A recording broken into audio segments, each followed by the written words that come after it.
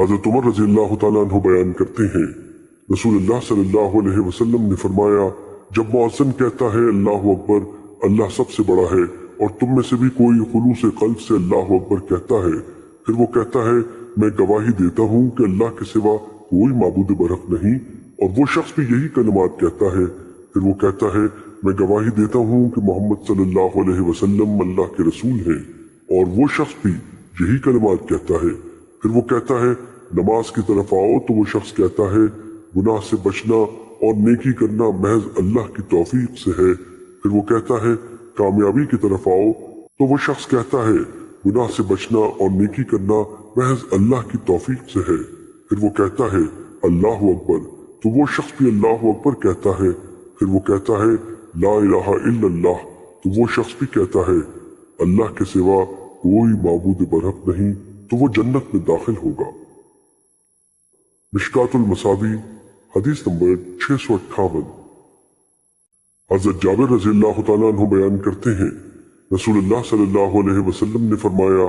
جو شخص اذان سن کر یہ دعا پڑھے، اے اللہ، ایس دعوت کامل اور قائم ہونے والی نماز کے رب، محمد صلی اللہ علیہ وسلم کو وسیلہ اور فضیلت عطا فرما اور انہیں مقام محمود پر فائز فرما جس کا تو نے ان سے وعدہ فرمایا ہے، تو اس کے لیے روز قیامت میری شفاعت واجب ہو جائے گی۔ مشکات المصابیح حدیث نمبر 659۔ حضرت انس رضی اللہ تعالیٰ عنہ بیان کرتے ہیں، جب فجر طلوع ہو جاتی تو نبی صلی اللہ علیہ وسلم حملہ کیا کرتے تھے اور آپ بڑے غور سے اذان سننے کی کوشش کرتے، اگر آپ اذان سن لیتے تو حملہ نہ کرتے ورنہ حملہ کر دیتے۔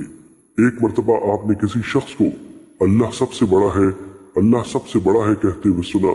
تو رسول اللہ صلی اللہ علیہ وسلم نے فرمایا وہ شخص فطرت یعنی دین پر ہے۔ پھر اس شخص نے کہا میں گواہی دیتا ہوں کہ اللہ کے سوا کوئی معبود برحق نہیں، تو رسول اللہ صلی اللہ علیہ وسلم نے فرمایا تم جہنم سے آزاد ہو گئے۔ بس صحابہ نے اسے دیکھا تو وہ بکریوں کا چرواہا تھا۔ مشکات المصابیح حدیث نمبر 660۔ حضرت سعد بن ابی وقاص رضی اللہ تعالیٰ عنہ بیان کرتے ہیں، رسول اللہ صلی اللہ علیہ وسلم نے فرمایا جو شخص اذان سن کر یہ کہتا ہے